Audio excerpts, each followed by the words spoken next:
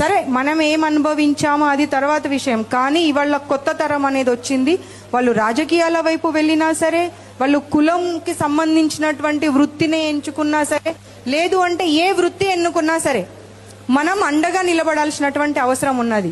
మా పాపని పోయినసారి ఒక మీటింగ్స్కి పిలుస్తే అందరూ కొంతమంది కలవడం జరిగింది. ఇక్కడ పాప బీటెక్ చేసి ఎంబీఏ చేసి కూడా మన కులము వృత్తినే ఎన్నుకుంది.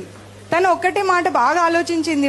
పుణేలో ఎంబీఏ చేసినప్పుడు ఆంట్రప్రెన్యూర్షిప్ అంటే స్వతహాగా ఎదగడానికి న్యూ స్టార్టప్ కోసము పూణేలో చదివించినప్పుడు అన్ని రకాలుగా ఆలోచన చేసిన తర్వాత ఒకటే మాట అన్నది, అమ్మ ఈ కళ్ళు నీరాని అమ్ముకుంటూ ఎందుకు కూర్చోవాలి, మనం దీంతోని కొత్త ప్రోడక్ట్ ఎందుకు తేయకూడదు.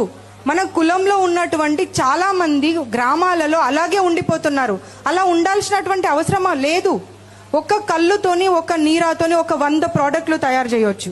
ఆ 100 ప్రోడక్ట్లను తయారు చేసి నేను చూపిస్తా అని చెప్పి మహారాష్ట్రలో ఎక్కడో ధానూలు అనేటువంటి ఒక చిన్న మండలం, ఆమెకు మరాఠీ రాదు, అక్కడ అంతా మరాఠీ లేదంటే గుజరాతీ వాళ్ళు ఉన్నారు. ఆ 2 భాషలు ఆమెకు రాకపోయినా సరే 2 సంవత్సరాల నుండి అక్కడ ఉండి ప్యూర్ ఆర్గానిక్ బెల్లాన్ని తయారు చేసి ఈత కళ్ళు నుండి నీరా నుండి పొద్దున 4 గంటలకు తీసినటువంటి దాంతోనే తయారవుతుంది. మళ్ళీ 6